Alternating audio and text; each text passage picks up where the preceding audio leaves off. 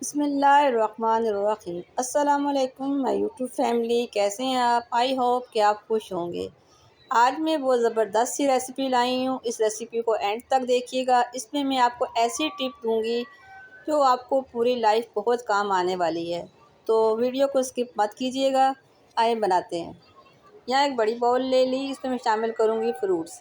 ये मैंने पपीता शामिल किया है, थोड़े मोटे मोटे जंक्स में काटा है। हम बना रहे हैं करीम चाट, तो करीम चाट में मोटे मोटे फ्रूट अच्छे लगते हैं। साथ ही शामिल करूँगी इसमें अमरूद। उसके साथ साथ इसमें शामिल करेंगे हम खरबूजा। इसके साथ शामिल करेंगे ऑरेंज। इस दफ़ा रमज़ान में ऑरेंज का मौसम है, तो मज़े की चाट बन सकती है। इसके साथ साथ हम शामिल करेंगे इसमें गर्मा।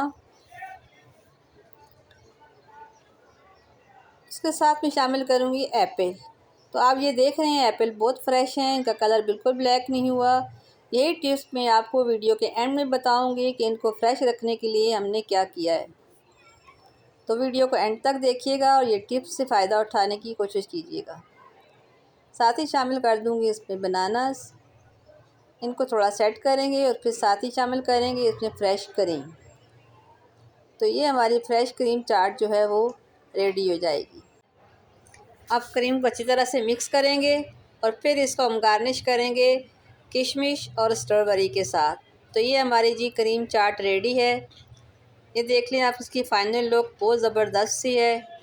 रमज़ान का महीना है, कुछ लोग करीम चाट खाना पसंद नहीं करते, तो इसलिए हम यहाँ पे एक चाट और बना रहे हैं, चटपटी चाट मसाले वाली।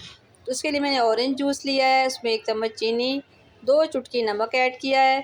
तो वही फ्रूट सारे जो उस क्रीम में डाले हैं, छोटी कटिंग के साथ मैंने यहाँ रेडी करके रखे हुए थे।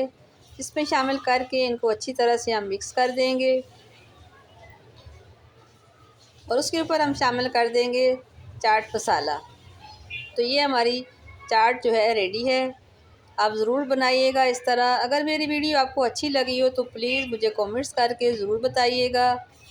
अब टिप्स की बारी। एप्पल को फ्रेश रखने के लिए कटिंग के बाद किसी बाउल में पानी डाल के उसमें 2 चम्मच नमक डाल के इनको डिप कर दें। जब इस्तेमाल करना हो निकाल के अच्छी तरह धो के आप यूज़ कर लें। तो मिलते हैं नेक्स्ट वीडियो में, तब तक के लिए अल्लाह हाफ़िज़।